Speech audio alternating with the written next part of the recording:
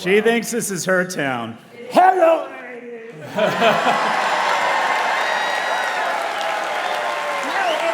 It's hello men for you. Scott, it's hello men for you. Get the city right.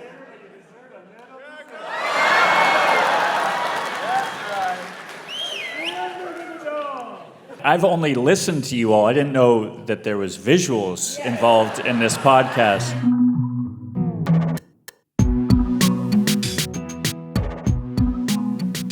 Hi, everyone. Live from the Sidney Goldstein Theater in San Francisco, the best city on earth.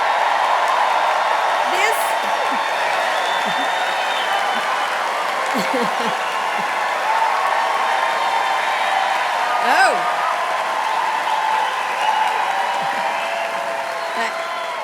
I just got a loud environment notification from Apple. All right, I'm Kara Swisher. And I'm Scott Galloway. Before we start, I want to send a big thank you to our sponsors, Odoo and Upwork. Please, again, give a round of applause for tonight's special guest, Mayor Daniel Lurie. So,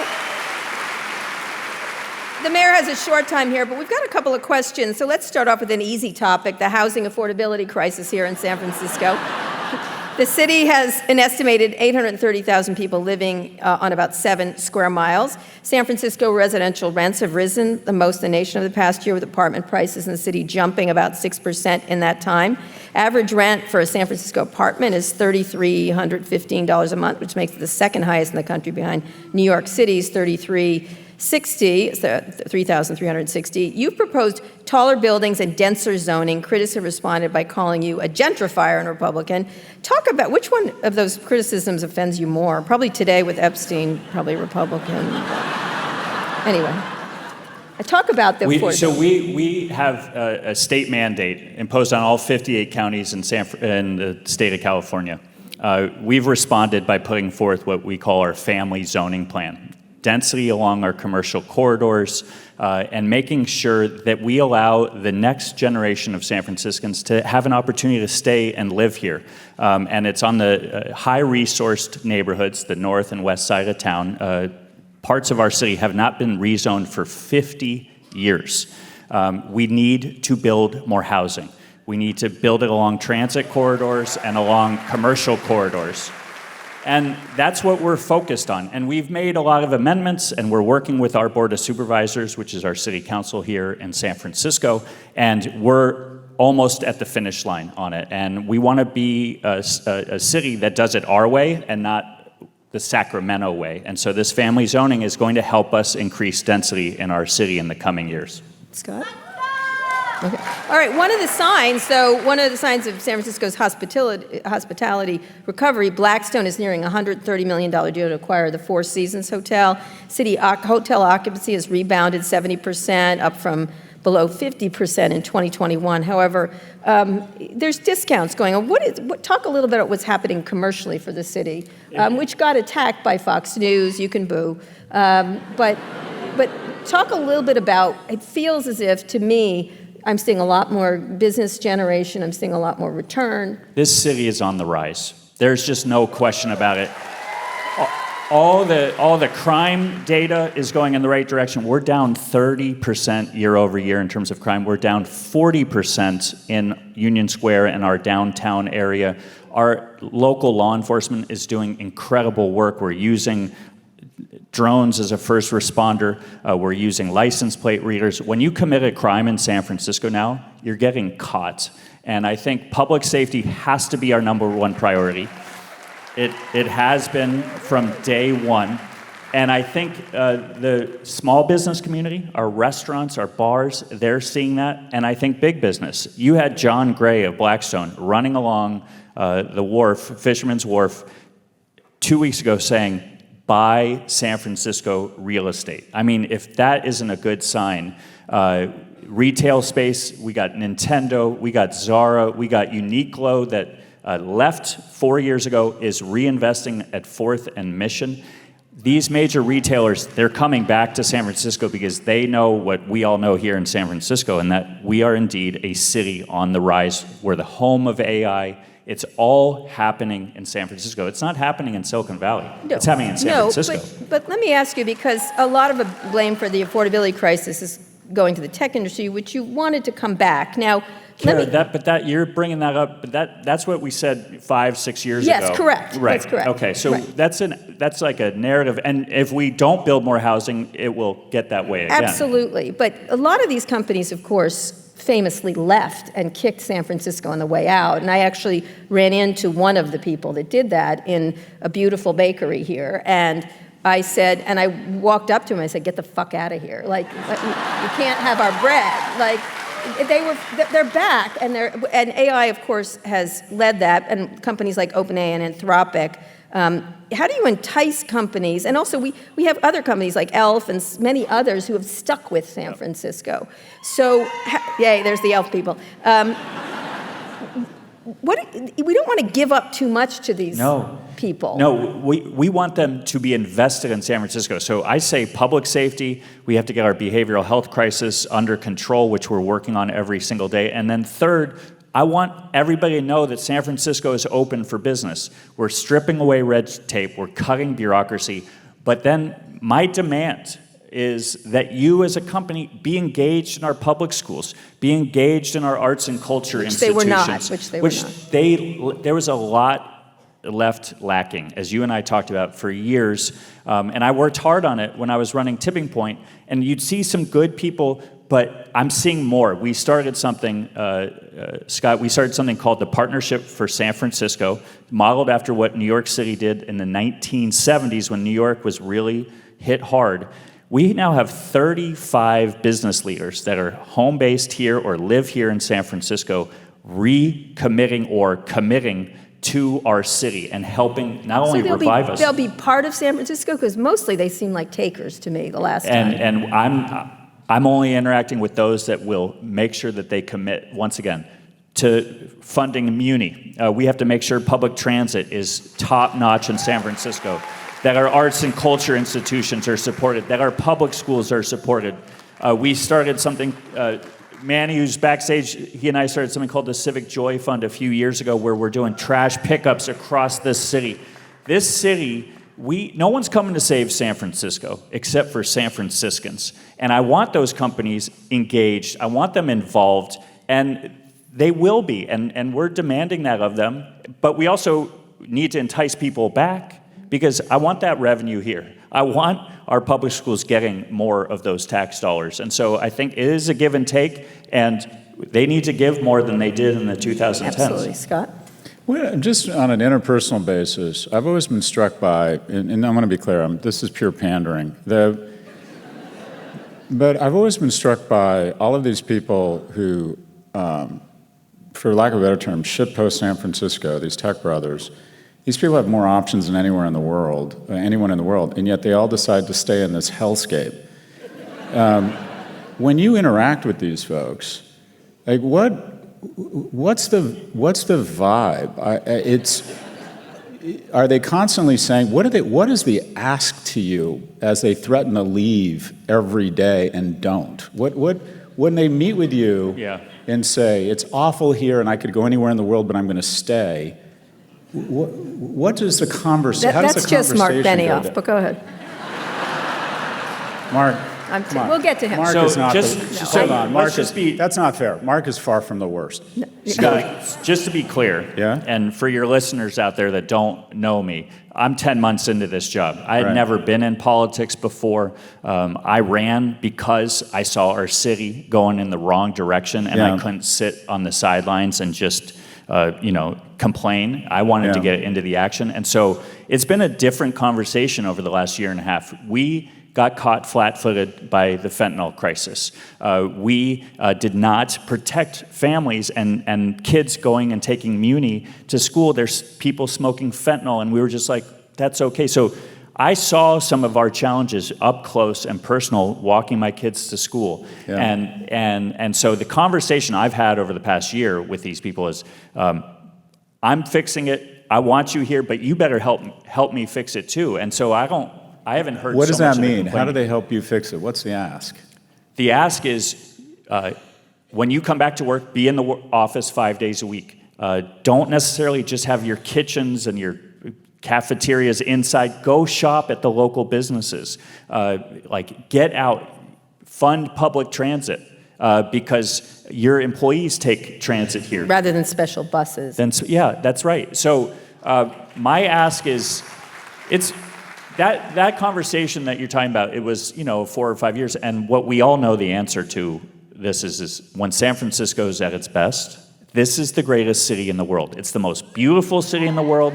It's got the most innovative ecosystem in the world. We got Stanford, we got Cal, we got UCSF right here. Yep. We got OpenAI, we got Anthropic, we got a new company that called Cursor. I mean, we have, Kara, you guys know this, like every city that you've stopped in, 6 straight, they would die to have one of those companies in their city. We have them all. And they better get involved in our community, and that's my ask of them. So just a couple more questions. Last month you talked President Trump out of sending a surge of federal troops here to Hellscape.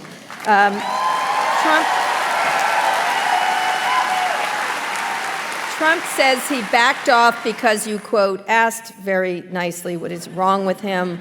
A lot of big tech guys reached out to him on your behalf, which I think is fine but horrible that this is the way it goes. It's like it's an oligarchy if that's the case, if the rich guys have to do this, Jensen Huang and Sam Altman. Very different strategy than Gavin Newsom's, but talk about that. Like, what does it still hang over your head? Does it, like, could he still threaten you if he decides? Well, let me just tell you what I said to him, which is that this is the greatest city in the world when we are at our best. Our local law enforcement is crushing it when it comes to driving crime down. We are the innovative ecosystem of the world. I think what happens in places like DC is they have this old narrative of San Francisco. Just like the conversation with some of these tech people that were leaving, but I walked through the Ferry building today. Every place is leased out in that building. It's got amazing food. You walk through North Beach, it's packed right now.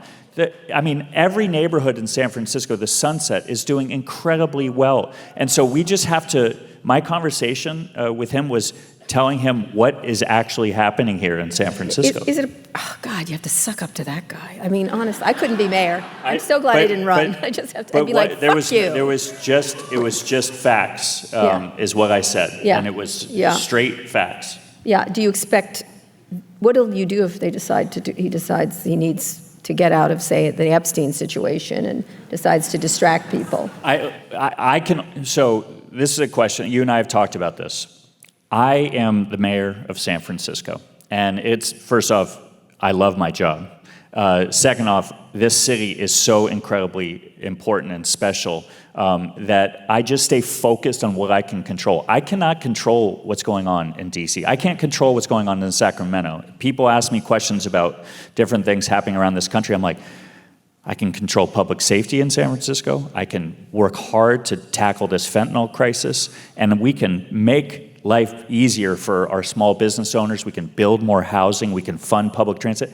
I'm only 10 months into this job. The idea that I could control anything outside of San Francisco, and you can't necessarily control what's going on in your own city. So I just relentlessly stay focused on what I can control. Well, God save you for that one. So I have one last question, and Scott might, but San Francisco is a major hub for autonomous vehicles with companies like Waymo and Cruise operating driverless taxi services. I've been riding them for years. Not Cruise. Cruise is out, sorry. That's right. They had some issues. But Waymo just announced it's going to start offering driverless rides to freeways here in San Francisco, as well as Phoenix and Los Angeles. I've been driving in Waymos for years, actually. I'm a fan. I know not everybody is, but Uber is in a robotaxi testing phase here and plans to roll out a service late next year.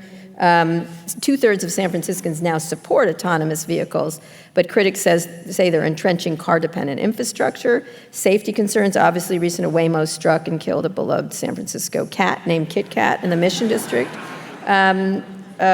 So talk about this idea of balancing innovation with the city's first transit policy and climate goals, because, I know Gavin Newsom had to deal with the Google founders trying to put a chairlift in San Francisco up the hills, if you recall. I remember that. Yeah. Listen, I think we're going to always be on the leading edge here in San Francisco. I always want us to be on it. I think we put guardrails in place. We make sure safety is forefront. this is state regulations, as you know, and I think Waymo is incredibly safe, and they're doing really great work. And I don't think that means that you can't go all in on transit, and you can't go all in on making sure that people that are walking and biking and driving all feel safe. Like, I don't think it's an either or. Waymo it's incredibly popular for our tourists, and as you said, like 2/3 or more of the city now understands that it's safer than you or I getting behind a wheel. Yeah, I just had a biker get in front of the Waymo, and all the humans drove around it like a crazy person, but the Waymo was behind it for hours. And at first I was like, you asshole, and I'm like, oh, it's San Francisco, it's fine. It's fine. But last question for you. What isn't working? What do you think is presenting a bigger challenge than you'd anticipated? Scott, I think the pace of change, I'm constantly frustrated. I'm constantly wanting us to go faster, but I will close with this, because one thing that I'm really proud of that we did as a city is that with this government shutdown, we were able to get and cover the 112,000 San Franciscans that were going to go missing from their food stamps, and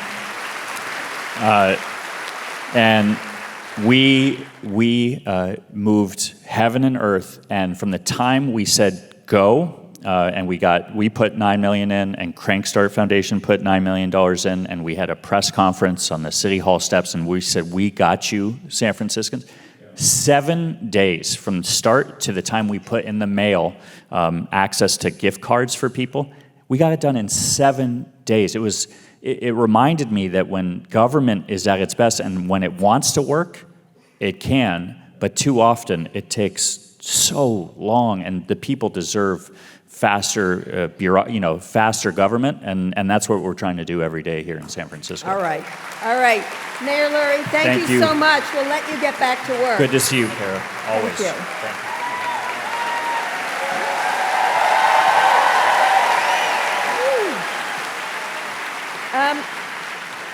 Let's have another round of applause for Mayor Lurie. All right.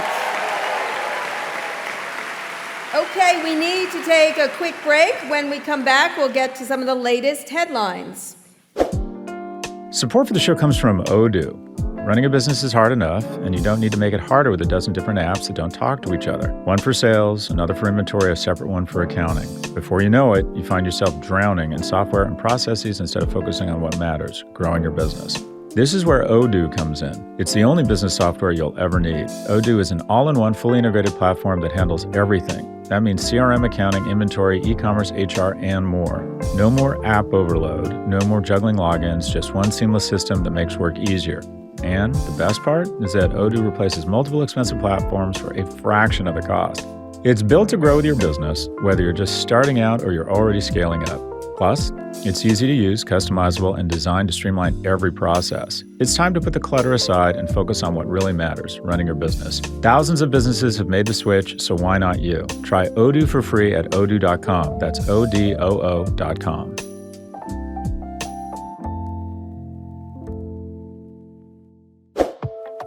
Support for this show comes from Upwork. So you started a business, but you didn't expect to become the head of everything. Now you're doing marketing, customer service, and IT with no support staff. At some point, doing it all becomes the reason nothing gets done. Stop doing everything. Instead of spending weeks sorting through random resumes, Upwork Business Plus sends a curated shortlist of expert talent to your inbox in hours. These are trusted, top-rated freelancers vetted for skills and reliability. And with Upwork Business Plus, you can get instant access to the top 1% of talent on Upwork in marketing, design, AI, and more, all ready to jump in and take work off your plate. Upwork Business Plus can take the hassle out of hiring and the pressure off your team. That way you can stop doing everything and instead focus on scaling while the pros at Upwork can handle the rest. Right now, when you spend $1,000 on Upwork Business Plus, you get $500 in credit. Go to upwork.com/save now and claim the offer before December 31st, 2025. Again, that's upwork.com/SAVE. Scale smarter with top talent and $500 in credit. Terms and conditions apply. Scott, we're back. See how that worked? Incredible. That was an interlude there.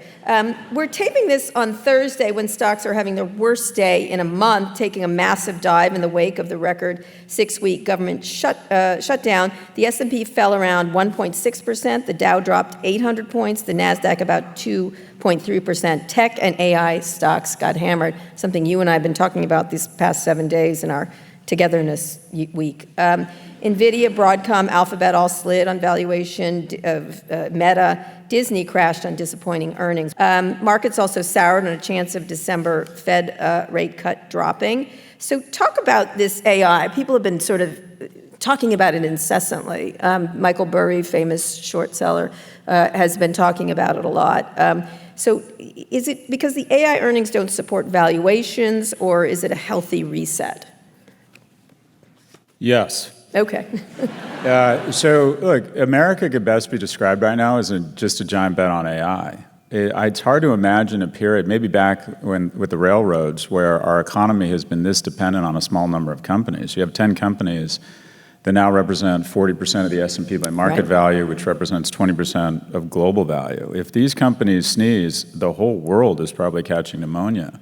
And if you look at the multiples historically, the Shiller Index, which looks at the PE ratios on an inflation-adjusted basis, it is higher than it's been since they've been tracking it for 99% of the time. And it's in the top 1% right now of periods in terms of an index. The Buffett Index, which measures market cap as a percentage of GDP, typically trades at around 85%. It's trading at 220%. So, and I want to be clear, when quote-unquote people like myself are convinced something's about to crash, that means it's usually about to skyrocket, and then I throw the towel in, and then it crashes. So This is Tesla with Scott. I'm having PTSD because I was here I graduated from the House School of Business. I lived in San Francisco from 1992 to 2000, started 2 companies, Profit and Red Envelope, and I remember in 1997 thinking everyone, The Economist, everyone, Wall Street Journal, all the smartest people, Julian Robertson, all these incredibly smart investors said the dot-com, they perfectly called how the dot-com bubble would unwind. First it would be B2C, then it would be B2B, and then it would go to the infrastructure guys, the plays. Everyone was like, well, it's not B2C, go to B2B, and then go to Cisco. And Cisco and Amazon lost 90% of their value from 1999 to 2001. But the people who called it in 1997, the NASDAQ doubled from that point. But what you have is so frightening because, quite frankly, the string that might get pulled by some of the companies that are headquartered here, I mean, I'd like to give the mayor some talking points. In the last 5 years, as much as people shitpost California, there's been more wealth created in a 7-mile radius of SFO International Airport than in all of Europe in the last 20 years. I mean, it's striking how much value has been created here. But the string that might get pulled here is just so extraordinary. And I think it goes something like this. A large company announces that they're scaling back their investments in LLM. A large non-tech company. PepsiCo. Or Toyota says, look, on their earnings call, we made this enormous investment in site licenses from, OpenAI or Anthropic, and it's just not showing any ROI, or it's not showing the ROI we had anticipated. We're scaling back. And it's not OpenAI that could take, in my opinion, the market down. It's OpenAI, which is the helm of the bobsled. And then the company that could take the global economy down right now is one that is worth more than the entire German stock market, and that is NVIDIA. And that is, this company is worth $5 trillion.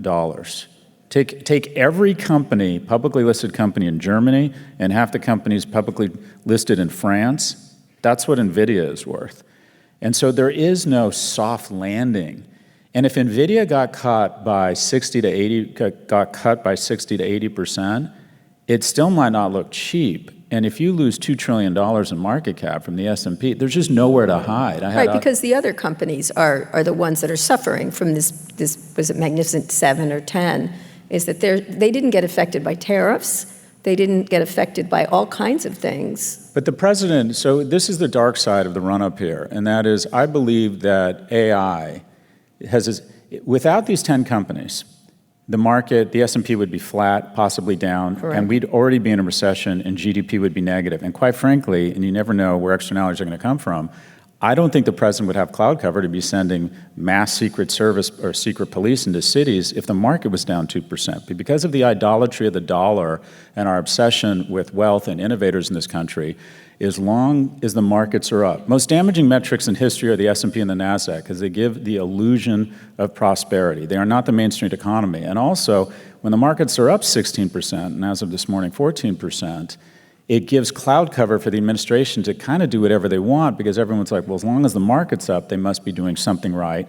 and I'll forgive them. So what you're going to see, I believe, is a series of nonsensical, crony, autocratic financings where they back debt to buy more chips and create these circular deals. This is the government? Because we've been talking about Scott and I lived through the first internet part, which it was there's a company called Purchase Pro, and it was like, that was one of them, but there was all this round tripping where the same $5 would go from AOL would invest, and then they would spend on AOL, and et cetera. NVIDIA invests, $300 billion. Wasn't it? No, well, right now, $100 billion. Right now, NVIDIA invests billions of dollars in OpenAI in exchange for them buying NVIDIA chips. That's a related party transaction. There were a ton of them going on in the late 90s. We were all buying each other's crappy software. And then when we realized that consumers weren't showing up at the level we'd anticipated for the great world of e-commerce, the whole thing, the downward spiral, I mean, these deals just feel very late stage 90s. It is different this time because these are real companies with real earnings growth. But when you're OpenAI committing to $1.2 trillion in spend on $12 billion in revenues, and by the way, I'd love to see the actual legal language behind these commitments to buy $300 billion in compute from Oracle, because there's no way they're not going to have an out. I think a lot of this is marketing. I think saying, I need 40 nuclear power plants and I'm going to buy $300 billion in compute is saying, Jesus, you should see the size of my dick. You haven't seen it, but just wait. I am so confident in my business that I'm going to commit to a $300 billion deal. I bet this deal, similar to a tariff deal, is a quote-unquote framework, and it's marketing saying, I know more than you, and these huge deals, they're trying to scare away competitors. So one of the things when you have these kind of deals, it does create this froth. And even, as you said, these are companies with actual customers. Certainly OpenAI has many others. But it creates this, it so reminds you of the dot-com thing, except in the dot-com time period, to start a company was inexpensive. And there were lots of them, right? It was relatively inexpensive to start something up and gin it up. Comparatively, right now you need data centers, you need energy, you need water. The amount of money spent on real things that they're spending on or committing to, they just announced something in Wisconsin, in Louisiana, Meta did, et cetera. Now Meta has plenty of cash because they make a lot of money through advertising right now. At some point, it's going to be good for maybe one, possibly two players, and everyone else is, I assume, is going to be shit out of luck. In this scenario, it's not going to be lots of companies. So I have a different view on this, and that is because the majority of the people running these companies are under the age of 45, they don't remember airlines, vaccines, or PCs. And that is, I think the greatest innovation in history, other than the American middle class, is vaccines. It saves millions of people's lives every year. And by the way, if you don't believe that, your head is so far up your ass, I can't save you. But and I would imagine almost everybody here believes that. But we have come to believe that any huge tectonic innovation from technology can be sequestered by a small number of companies who create IP moats, create distribution moats, brand moats, such that they can accrete trillions of dollars in value or hundreds of billions to shareholders. There is no technology that's changed my life more than the ability to get in a plane and skirt the surface of the atmosphere at 8/10 the speed of sound. That is just such an unbelievable unlock. It took my parents 7 days crawling across the Atlantic and 6 months' salary to get to America. People, to get to San Francisco 150 years ago, used to have to stop and eat their nephews and nieces on the way. I mean, but guess what? As of today, if you added up all the profits and losses of the airline manufacturing industry and airlines, it's at break even. Vaccines, no one's made a lot of money from vaccines. Moderna stock is down 90%. I was on the board of Gateway Computer, which I realize is almost as weak a flex as you saying, I've been taking Waymos forever. And smell this was you. Scott last night. Look, Waymos, as we were driving in. I'm like, check that shit out. Check it out. Oh my God. So I could masturbate in the back and no one would care. Anyway, that was even awkward for me. Did you do that today? Is that what you did today when you were Hey. away from me? Don't rag on my hobbies. Okay. Anyway, so vaccines, PCs, we put a supercomputer on everyone's desk that cost $30 million just 15 years prior. The entire PC industry has been a shit show. What I was saying with Gateway Computer, we were the second largest computer manufacturer in the world. We sold the company for $700 million, which is what Google loses or makes in about 3 minutes in a trading day. My thesis is the following, that the ability to reverse engineer other LLMs because of AI, and the second factor, the CCP is so sick of this idiot fucking with them that they have said the easiest way to go for the jugular in America is to do in the 80s what they did with steel when they started dumping steel into America. I believe China right now is planning to dump massive AI LLMs at a fraction of the cost, a fraction of the energy consumption. It's going to take these companies down and really fuck with our economy. That's what I would do if I were Xi. So one, I think we're going to be the winners here, just as we were the winners from airlines, PCs, and vaccines. And the internet. But I don't think a small number of companies are going to be able to sequester the kind of value we are anticipating. So in sum, I think we're going to win as a society, but the markets, I think, are about to get an absolute shit-kicking as the string gets pulled on these small number of companies, which we have become way too dependent upon. Because if I'm in China, I'm like, I really would like to fuck with this guy. I am going to dump so many cheap LLMs and AI into the ecosystem that these guys won't be able to have any sort of pricing power. Yeah, I agree with you on this. It's a really problematic. You start to see it, including just this today. They used AI to do a hack for the first time, a fully AI-powered hack, there's all kinds of things the CCP can do to hurt us. And meanwhile, they spent a lot of time kissing up to Trump in order to get things, doing the Xi or me argument that we talked about. But let's move on to the latest Epstein news. The lawyer that got Ghislaine Maxwell transferred to a minimum security prison has egg on his face today, and much more. In a Twitter spat with George Conway, Deputy AG Todd Blanche seemed to admit that Wednesday's Epstein document dump undermined the interview he had with Maxwell pre-transfer. And interview is doing a lot of work in that sentence right there. The transfer looked even worse after Wednesday's document dump showed that Trump and Epstein were tighter than people thought. Scott, do you think she'll have to go back to the old prison? I'd say a hole down at the bottom of the ocean would work for me, but thoughts? He did. He admitted he didn't know the things, although the Justice Department has all these, has 10 times more documents. I think the media, so what I don't like about Democrats is that, and I consider myself a proud progressive, but I think oftentimes we get caught grasping for a virtue pin as opposed to really focusing on what impacts the material and psychological well-being of more Americans. I hope Ghislaine Maxwell dies in prison, but I don't really care. I think the more important thing that impacts people is we have bastardized, perverted, and ruined a very important process of our justice system, which is clemency and pardons.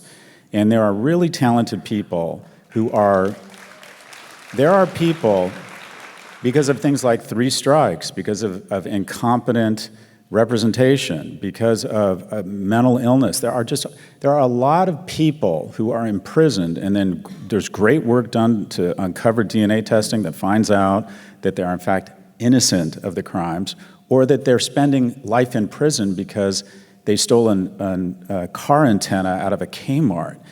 And this whole process is an incredibly important process, and it has been totally perverted by this notion that essentially, in America, we've monetized healthcare. In Europe, healthcare is about trying to keep people healthy. Here, it's about trying to figure out a way to make the pharmaceutical and the obesity industrial complex profitable. We have monetized healthcare in this country. It's the best place in the world to be sick if you're in the top 10%. It's one of the worst places to be in the bottom 90. We pay double per capita for healthcare to be more anxious, depressed, obese, and die sooner. And now, who would have thunk it? We're monetizing the pardon and clemency process. Well, this is not a surprise. This is a coin-operated presidency. Well, that's my point. I agree. I mean, it's one of the problems that we have here, though, is the relentless lying. And obviously, you at the time when Elon first tweeted the Epstein thing, Remember, you were like, oh, and I said, uh-oh, because I saw that. I get the sense I was wrong and you were Yes, right. that's I don't know where correct. this is going. That is correct. Whenever we revisit history, it ends with, and I was right. Well, I was. You like The new biography from Kara Swisher. No. I was right. But the thing is, I was right. So, but he did. He sloughed it off, and you said it's not. I said this Epstein thing is going to blow up like a Roman fucking candle. I said it wasn't? Yes, you did. But Elon, when he threatened to ruin Trump, he put a tweet out when he was on his way out of Doge, when Doge, he saw the files, is what I thought, and he made veiled threats. But then he took it down when he realized he went too far. But when he put that up, I went, oh, Elon, I know what you're up to, because he knew. And so it's become this phenomenon. I think it's a problem for Trump. It looks like much of the House and the Senate are going to let this thing go through, release the Epstein files. It looks like it right now. So let me finish. The release of the documents right now, though, is such an online phenomenon. It's crazy. It already was with the QAnon gang, but now everyone's participating in it at this point. Talk about what's happening here, because just what's been released now is crazy and problematic for the president, obviously. And I think he hasn't had an eruption in all day. J.D. Vance is gone. I don't know where he went. He usually gets on and gets all mad about things and, sits on a couch, etc. And he has not been I have to. I don't think he fucked a couch, everyone. I don't. I don't think he fucked a couch, but the fact of the matter is, I think he could. See, that's where I feel about him, right? Yeah, sure, he'd fuck a couch, right? But I don't think he necessarily did. I don't care, it's San Francisco. Well, I'm glad we cleared that up. He right? You know what? It's San Francisco. This is great alternative media. Okay, all right. What do you imagine the repercussions? Because if this starts to really slide, and it has that feeling of slide, especially because now we don't have to believe everything Jeffrey Epstein, that heinous monster, said, but it has the feel of something sort of late stage Trump for some reason to me. And I think a lot, like you saw Louisiana Senator John Kennedy, who pretends he's like Foghorn Leghorn, but he said, he's like, well, I think I should, I'm going to vote for this thing, and I don't care if I get a sombrero. Like, I thought at first, oh, he's so racist. But then I realized Trump put a sombrero on Hakeem Jeffries' head. So anyway, my point being, what do you think the couch fucking Epstein files, what do you think is happening here? Do you think we're going to reheat your soup for you? You're fine. What do you think is going to, I feel like a QAnon person, but what do you think is going to happen here, and strategery it out for us? So the reality is, and you've pointed this out, I think I'm better than your average bear at predicting business outcomes. I'm worse than your average person I would have thought that we crossed about 8. I would have thought launching a meme coin the Friday before your inauguration, where people could billions of dollars into essentially a Swiss banking account that you then monetize. There's been so many the orgy of corruption here has been so extraordinary. Taking a plane from a Gulf state, I always thought, oh, this is it. This is the red line. And so I don't know if this is the red line. The thing I can't figure out, though, so supposedly every morning on his calendar, he has quote-unquote executive time, where he just watches Fox News and hangs out, right? And what I imagine is he meets with his decorator for the East Wing, and then he meets with his comms consultant talking about the Epstein files. And I think it goes something like this. Decorator comes in, mood board, and you're like, I want it to look like the best whorehouse in Iraq. I think that's... And 2, he says to his comms person around Epstein, I just want to look so fucking guilty. I want to look like, I want everything I do, my body language, everything I say, I just want to convince people I'm guilty. Because there's been a lot of people who've gone to the island, and they've come out and they've said, huge error in judgment. I shouldn't have been down there. I shouldn't have cohorted with this guy. It was really stupid. And people have forgiven Trump for so much more than that. For him to be this panicked, it just looks and smells and feels like there's something really ugly here. And typically with a crime, it's not the crime itself that you get in trouble for, it's the cover-up, right? Martha Stewart wouldn't have gone to prison if she said, yeah, I traded on insider information, I didn't know what I was doing, I'm really sorry. It was her lying and trying to cover up. Americans actually, although I don't think they'd forgive him for this, but in general, Americans like to forgive. What they hate is people who won't come clean. So and his body language is so extraordinary. I wonder if this is the event, the kind of singularity or the apex kind of predator, and that is people start fleeing from him. But I have a bad sense for this stuff. You're seeing it in the polling numbers, stuff. including, especially with Republicans, actually. The Republican numbers are down. And then all of a sudden, all his defenders are now trashing him, which is interesting to watch. But who is that? Other than Mace and... Cat Turd, et cetera, those people. They're starting to really... The thing they're most mad about is him insulting American workers over Chinese workers. It's just so... I mean... They're not mad about pedophiles. They're mad about American workers, whatever. They're mad people. I'll put it back to you, because I have been just so wrong on this for so long. I do think this is it. This is it. Because I do believe... But when you say it, what happens? Well, I think more will be... I think he can... It may not get... I think if it passed, it's going to pass the House. I have a feeling it might pass the Senate, because you don't want to be on record as trying to quash this kind of stuff. He'll get to his desk. He's going to have to veto it, right? He's going to veto it. If he vetoes it, it might not get out, but it will then get out. Yeah, okay, first off, I think... More stuff. To me, what has to happen... Right. These emails, and by the way, I spent all day reading them. These emails are problematic enough. There's a photo, and Epstein has referred to it. There's a video. There is definitely a photo of him in some fashion, and that will get out. And then because as you said, the visual stuff is what people respond to.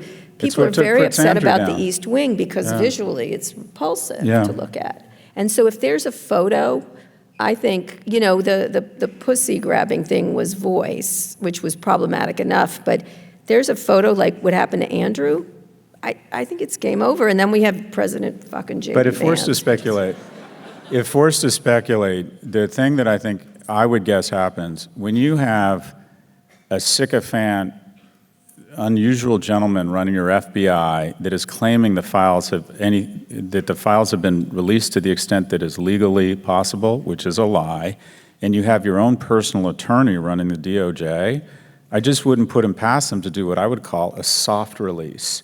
And that is they release stuff and claim it's a full release, and it just says the names of all these Democrats.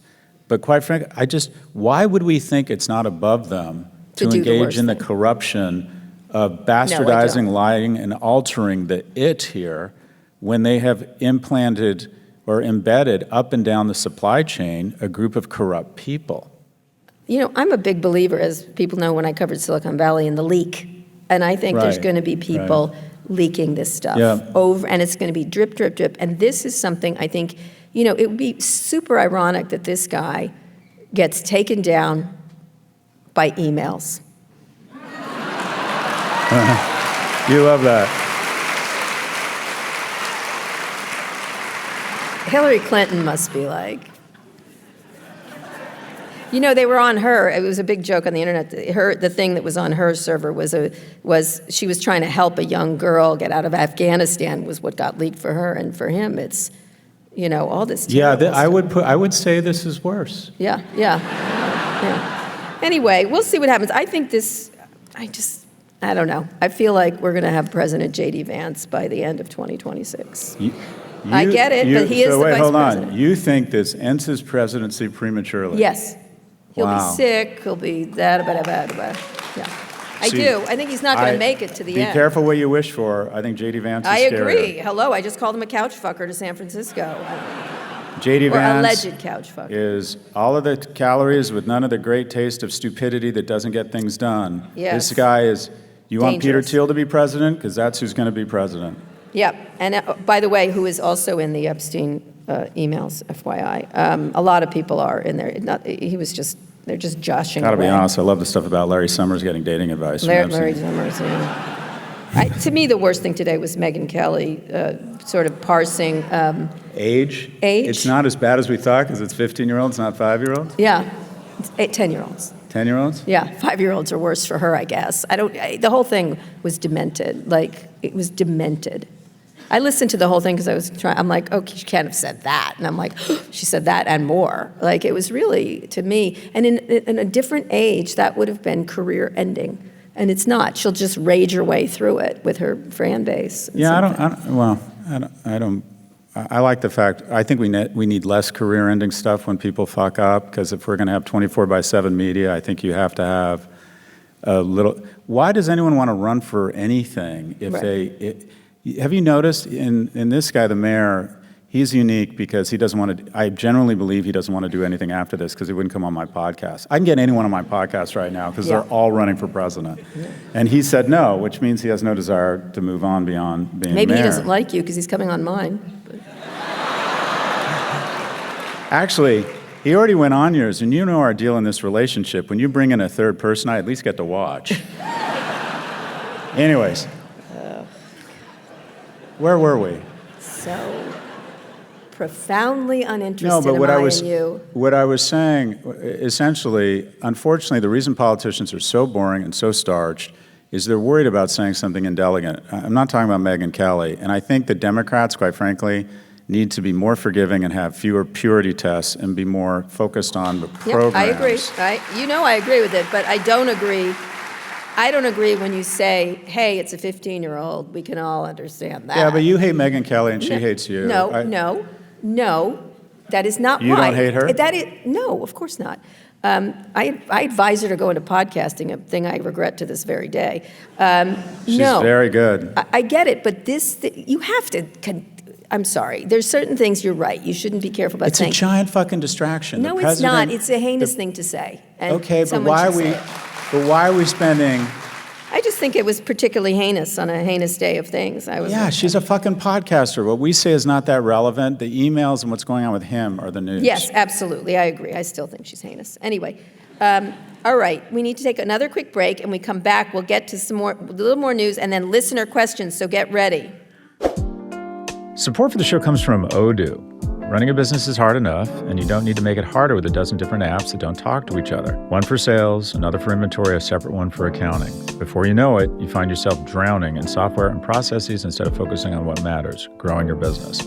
This is where Odoo comes in. It's the only business software you'll ever need. Odoo is an all-in-one, fully integrated platform that handles everything. That means CRM, accounting, inventory, e-commerce, HR, and more. No more app overload, no more juggling logins, just one seamless system that makes work easier. And the best part is that Odoo replaces multiple expensive platforms for a fraction of the cost. It's built to grow with your business, whether you're just starting out or you're already scaling up. Plus, it's easy to use, customizable, and designed to streamline every process. It's time to put the clutter aside and focus on what really matters, running your business. Thousands of businesses have made the switch, so why not you? Try Odoo for free at odoo.com. That's ODOO.com.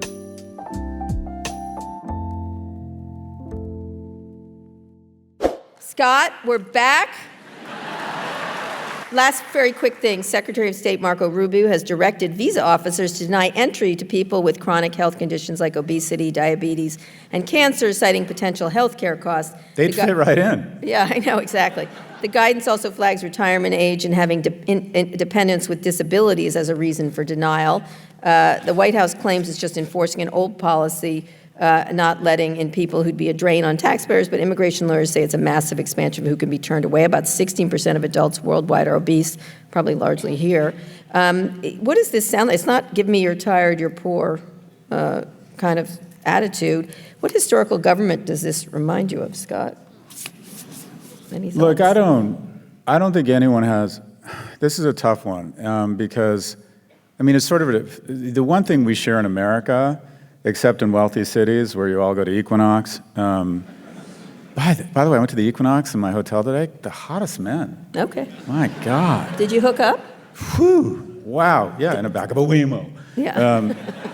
Now, so 70% of America is either overweight or obese. That's the one thing we share. 70% of Americans aren't anything except we're obese and overweight. So that seems very strange to me that we wouldn't say, oh, you're uniquely American if you're obese. But at the same time, I do think that, and it can go up and down, if you're an outstanding roofer and you don't have a criminal record, we need roofers. We need people to take care of our elderly. We need people to keep our prices. I'm a big fan of going up and down the supply chain in terms of who we let in, but I do think there should be criteria around who will or who won't be a drain on the system. I just don't know if it should be based on sickness. Because they're taking snap, and this is all about cruelty, just cruelty to various people. It's not, and again, the real obesity problem is here in this country. They don't want to address that. But on a meta level, this is what happened. When progressives wouldn't enforce the border, fascists will. We stuck our chin out. We let 250,000 people come across the border in 1 month under Biden by going asylum. That's all they had to do. And so the general cadence and rhythm of politics in America the last 10 years is the following. We are well-intentioned progressives. We do really fucking stupid things. We let a transgender woman show up at an NCAA meet and compete, right? And I'm not suggesting that a transgender athlete in junior high school, leave it up to the school. If it gives her confidence, fantastic.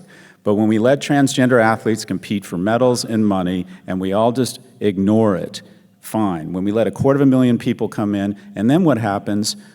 We have this severe reaction of fascism from the right where they start pulling the names off of people who have served honorably, and we decide in a little nod to the gay community's contribution to the military that we're going to name a secondary frigate after Harvey Milk, and they decide to take the fucking name off. I mean, that is just so, or they're now kicking all transgender service people out of the service who have served honorably, which is not only mean and cruel, but it makes us less safe. But let's be clear, folks.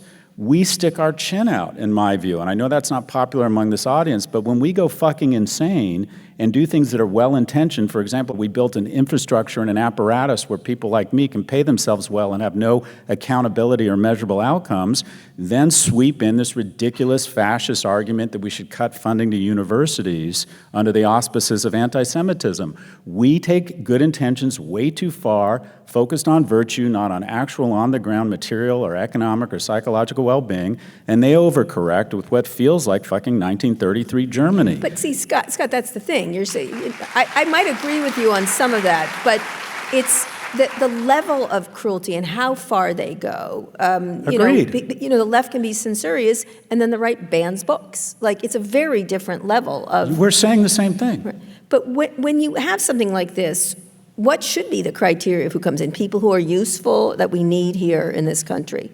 Look, and to kick people out, not people who are hardworking, paying their taxes, et cetera. You know how I feel about this stuff. I think it's, we need people to, look, the reality is this. People say immigration is the secret sauce of America. Okay, I don't know what that means. The most profitable part of immigration is illegal immigration. Because these people pay they call them undocumented workers. They have all sorts of documents. They have taxpayers because we want to collect Social Security payments for them. They have phone contracts. They have driver's licenses. They have insurance contracts. They have cable bills. We paper them up all over the place so we can collect money, right? So the notion, and we've been turning a blind eye to this for 40 years because the reality is they come in, they don't tax our services, they commit less crimes, they go to the emergency room less, and they pay Social Security taxes, and generally they return home before they collect Social Security. They're the most profitable, flexible workforce in history. Having said that, you do need borders. You do need some sort of system for evaluating, and I personally believe that being born on planet Earth does not give you a birthright to live in America. Otherwise, we're going to have 1 billion people on our shores. So there needs to be criteria. Some of it needs to be based on true political asylum and where we can help people. But I do believe at the end of the day, we should let in people that are most accretive to our economy and our society. I think there should be a criteria, and I think we should say no to a lot of people. Yeah, well, I still think this is cruel. I just think it's just, they're just doing it for performative ways. Okay, last question, then we're going to get to audience questions. Now, do you see why I'm so positive about San Francisco, why I love it? He always gives me a hard time, but I love it. I lived here for 10 years. I was married. We were doing things like going sailing and going biking in Mount Tam, and I thought another 10 years of this, and I was in tech. I'm going to go into the garage, turn the car on, and leave the door down. There's nowhere to get a cocktail after 10 p.m. here. Everyone wants to go to Sonoma and go wine till fuck. Oh my God. Oh, in the technology industry, we're saving the planet. I have never met a more rapacious bunch of douchebags who would fuck their sister for a nickel. But we're saving the whales. We're saving humanity. So fucking unattractive. Okay. Oh my God. Come to New York. Hello. They drink. They love to make money. Anyways, so true story. I said to my wife, I said, we decided to get divorced, and I said, I want the dog. You can have all of our friends. I'm never coming back. I love San Francisco. I literally had the best day. I walked around Noe Valley, and it was pouring rain, but it was lovely. I love it, San Francisco in the rain. I had oysters. And by the way, my son Louie is moving back here, so I'm very excited. He was born and raised here. So thanks, Scott, for that terrific ad for San Francisco. We'll take one more quick break. We'll be back for some audience questions. We're very excited. Support for the show comes from Odoo. Running a business is hard enough, and you don't need to make it harder with a dozen different apps that don't talk to each other. One for sales, another for inventory, a separate one for accounting. Before you know it, you find yourself drowning in software and processes instead of focusing on what matters, growing your business. This is where Odoo comes in. It's the only business software you'll ever need. Odoo is an all-in-one, fully integrated platform that handles everything. That means CRM, accounting, inventory, e-commerce, HR, and more. No more app overload, no more juggling logins, just one seamless system that makes work easier. And the best part is that Odoo replaces multiple expensive platforms for a fraction of the cost. It's built to grow with your business, whether you're just starting out or you're already scaling up. Plus, it's easy to use, customizable, and designed to streamline every process. It's time to put the clutter aside and focus on what really matters, running your business. Thousands of businesses have made the switch, so why not you? Try Odoo for free at odoo.com. That's ODOO.com.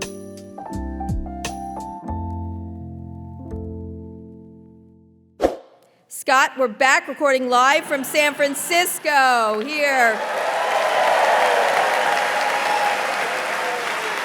In the city by the bay, and my favorite place on earth. We're ready to take some questions to the audience, and we love hearing from you. We might not get to everyone tonight. We're going to try. We've been trying in every city. We're getting big, long lines. That said, keep questions short so we can get to as many people as possible. But let's just look. I have a special person starting. Let's show this clipping photo here. So, you might want to look at it. Go ahead. What is it? This is a picture of Scott Galloway as a kid doing taekwondo. Where did you get this? Exactly. Yeah, seriously, we didn't rehearse So this. let's bring the lights up, please, so I can see where people are. Well, This hello. is in... So, hi. Hi, What's your name? Debbie Brubaker. Jesus Christ, really? Hi, Scott. This is apparently, or Scott thinks so, his fourth grade girlfriend. I'm thinking so.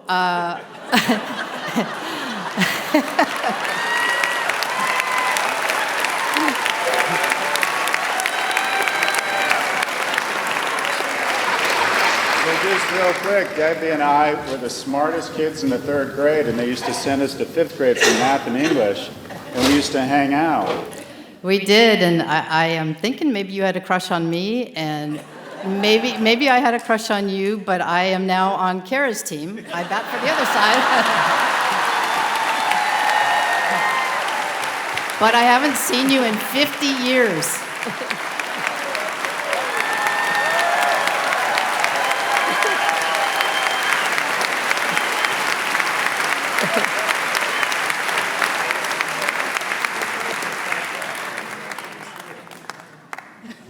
She didn't know who I was when they asked her to come. Yeah, she's not online. Is that right, Debbie? Get on the thing. Get back up here, Scott Galloway. Stop making out with your third grade girlfriend. Who is, of course, Scott's always like, everyone I went out with became a lesbian. I'm like, let me find one. Let me find one for you. It was so easy. I should have known. We spent the night in your dad's camper, and you wouldn't even kiss me. We were playing Truth or Dare, and you're like, nope. Debbie, it's so good. It's so good to see you. So do you have a really You as quick well. question for us, Debbie, by the way? You're not on sorry? social media. Do you have any questions for us? I am not on social media at all. Good for you. I'll just tell a quick story, but my stepsister, who's here, is a huge fan of both of you. She listens to Pivot every podcast, and she, I guess, heard you say something about me and being the smartest girl in third grade, and she texted me. I guess she almost got in an accident. She was driving, and she texted me immediately and said, "Do you know Scott Galloway from fourth grade?" And I said, "Yes, I do," and that led to other things that got me here, and I've never seen you bald or tall. It's not a good look. Are you going to change back for him? Don't. Oh, yeah. Maybe. I'd like to get to know you. Anyway, Debbie, thank you so much. We really It's so good to appreciate see you. it. Debbie. There she is, up So there. it's so nice. Thank you. What a thrill. Yeah, come to our party. Thank you. All right, next up, my butler, Casey Newton. Hi, everybody. Oh, Casey. Great to see you guys. I like to, my sons call him Gacy, but go That's ahead. right. Yeah, I'm a huge fan of the pod. I actually had a crush on you, Kara, when I was in fourth grade. So it's nice to see you tonight. I thought in the San Francisco fashion, I might ask another AI question. Okay. I noticed in your analysis of the potential crash, you did not seem to take into account the possibility that one or more of these companies creates a pretty effective digital worker, something that you could swap in for many, many thousands of employees. And so I wondered, is that because you don't think it will happen? And if you did think it might happen, how might it change your analysis? I'm sorry, an effective digital workplace? What we might call AGI around here, a worker, like something that you could, use software instead of hiring a person, automation. So I think these companies are incredible companies, and I do think AI is going to... So every year I pick a technology of the year. I do a predictions deck at the end of the year, and I picked AI 2 years in a row. And actually this year, I actually think GLP-1 is bigger than GPT-5 in terms of on-the-ground impact on Americans' lives. I think these things are going to be incredible. I just doubt they're going to be able to live up to the expectations built into, if you look, Casey, at the market cap they're at, built into any sort of reasonable forward price earnings, they're built into the valuations of these companies is the assumption that they're going to either create $3 to $5 trillion in incremental revenue for their clients or save $3 to $5 trillion. And so far, I don't see a lot of AI moisturizer or cars that are designed or driven by AI. Autonomous, you could argue. What I see so far is efficiencies, which is Latin for layoffs. And if you do, so what you see is you hear about firms saying we're going to save 10 or 20 or 30 or $50 million on legal costs or compliance, which again is Latin for layoffs. And if you do the math, only 160 million Americans work. Assuming you need to find $1 trillion a year in efficiencies to justify these valuations. An average salary of 70 or 80 grand, including load, office load, 100 grand, let's just assume. To save $1 trillion in efficiencies to justify the valuations, that means you need to find 10 million fewer jobs, or there needs to be a labor destruction of 10 million jobs. If of 160 million total employment, stick with me, I know this is boring, if half the industries are immune to AI, plumbers, chiropractors, nurses, whatever, that means 80 million people are quote-unquote vulnerable. And the only way you could justify these valuations is one of three things needs to happen. They come up, all of a sudden we start using all these AI-driven products that convince us to spend more money, or we have a 12.5% destruction in the labor force across the industry susceptible to AI, which is chaos. That may not sound like a lot, but at the height of the automobile collapse, it wasn't that much labor. So we're either going to have an unemployment chaos across several industries, or these companies are going to get cut in half. Either way, I see tumult, but Casey has this amazing Substack called Platformer. That's right. And I'll put it back to you. Where do I have this wrong, and what do you think about that assertion? You may very well not have it wrong. I just know that all of the folks I talk to here who work in the industry, who run these companies, say 12.5%, like, yes, I can take that number of jobs out of the economy. So, I don't know if they're right, but that is certainly the assumption that is holding here right now. Or perhaps they don't know. Well, yes. That's my assumption. Yeah. That's always my assumption. Right. And I see some of the clues to that is when OpenAI announced an erotica service. That means they'd run out of ideas, right? And they went right to porn. I was Right. like, we're at porn now. Oof, that's a problem. All right. Well, thanks very much, y'all. Thank Thank Love you, the show. Casey. Thank you for the question. You guys, we really do recommend Platformer. Casey has been a long-time friend of mine. He did live in my house, where Louis is going to be living, Casey, in case you're interested. But he's a great, great writer and a great analyst, so you should read him. Next question? I'm Joyce, 25-year resident of San Francisco. Worked in music first, and then tech. Music got destroyed by streaming. Tech kind of has had its bubble too, and now I work in legal weed. Oh, I great. manage Legal one of weed. yeah. Hello. Yes. Consumer here, yes. Did you bring some for the dog? I brought you a present. God. Had to shoot my shot, right? Yeah. It's called Sonoma Hills Farm. We're the first OCal certified organic cannabis God, farm right. in the state. Yep. Yesterday No, was a don't big day encourage in him. Congress. Go ahead. Hemp was banned yesterday. Yeah. I think it was 76 to 24. Yeah, that makes sense, right? Right. Regulated parties are like, well, hemp just kind of has this loophole and we've spent all this money. But at the end of the day, it was like the biggest step towards backtracking prohibition that we've seen in a long time. Agreed. We have 24 legal states, 39 with, medical. Cannabis helps with reducing anxiety. That was Mitch helping McConnell us and the alcohol socialize. lobby that did that, correct? Yeah. Yeah. You know, they have these amazing off-brand pharmacies here where you can get generic drugs, and I got some generic erectile dysfunction drugs. The generic term is mycoxaflopin. Okay. What is your That's question? good. No, that's bad. That's good. That's Doesn't the that word. word just make you happy? Mycoxaflopin? No, it doesn't. We like to say we can put What's weed your- on what that, is your but I question? would not suggest in this Besides scenario. giving Scott drugs, what is your question? My question is, 70% of Americans approve of legalization, Yeah. and yet 24 people said yes yesterday and 76 said no. And here we are with 70% of the population able to buy legal cannabis. Meta will not let us advertise. None of the fintech companies let us use their software. So these business owners who probably ideated high now have these big companies and they're saying, no cannabis, you can't play in this field. I'm interested in why big business and government keep saying no to something that a massive swath of the population cares to. I agree with you, it's ridiculous, which is why so much of the action's been on a state level, right? I find it's the same thing with gun control, but it's like 80%, there's a bunch of topics that are 80-20, and our Congress does the very opposite for all various and sundry reasons, depending on the topic. But something like this is it's a difficult industry. I know it's been through its ups and downs. Especially the legal marijuana industry. It's been a tough road in so many ways. I think it's the alcohol lobby just had more power than the marijuana lobby, and somehow you have to gain more power. And I suspect when Congress is in 103 fucking years old, and puts back the liquor, and Mitch McConnell's long gone, which is next week hopefully, but or some of these people, it will change as younger people come up and don't.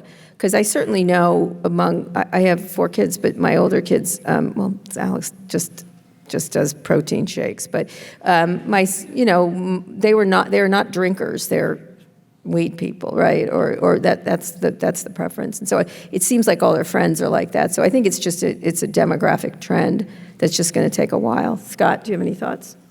So this goes back to dating advice. I think substances play a really important role in a young person's life, and they're not for everybody.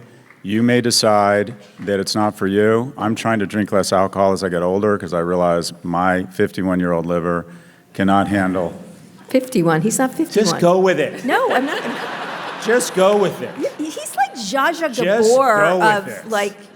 podcasters. Anyways. Darling, I am very young. I love being high. I'm a better version of myself, a little bit fucked up. And as I get older, I'm trying to reduce my alcohol content, and I replace it with THC and edibles.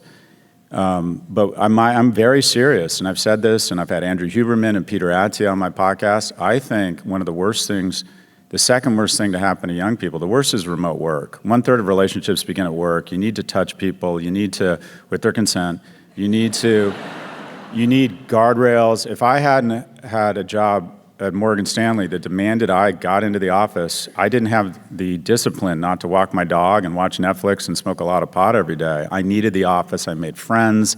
I found mentors. So anyways, but the second worst thing is this anti-alcohol movement. Look at the most important things in your life, the relationships. Look at your best friends. Look at your romantic relationships. Did alcohol play some role in that? Seriously. What about weed?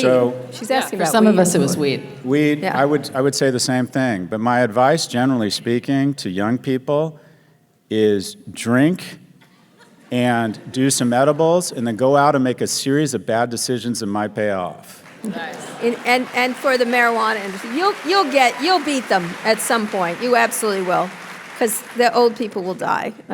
As Scott says, biology is undefeated. Anyway, we really appreciate this, and I'm so glad to see so many friends. I have so many friends in the audience, and my amazing brother is here, Jeff Swisher, and Dr. Swish. his lovely wife, Dana. I don't know where they are, but My they're good friend Robert May is here. We have Robert, lots. I don't know where you are. Tons. Close friend. We have Gave me tons my of first friends office here. space. Yeah, in any case, we really appreciate it. We love San Francisco. We will be back. You can catch selected shows from this tour on YouTube and your podcast feeds. So that's all we've got time for today. Scott, read us out. Today's show was produced by Lara Naaman, Zoë Marcus, Taylor Griffin, and Kate Gallagher. Amazing support provided by Trish, Kelly Schwanter, and Kaylin Litch. And a big shout out to the Vox Media Experiential team, Riley Courtney Given, Abby Aronofsky, and Caitlin Burla.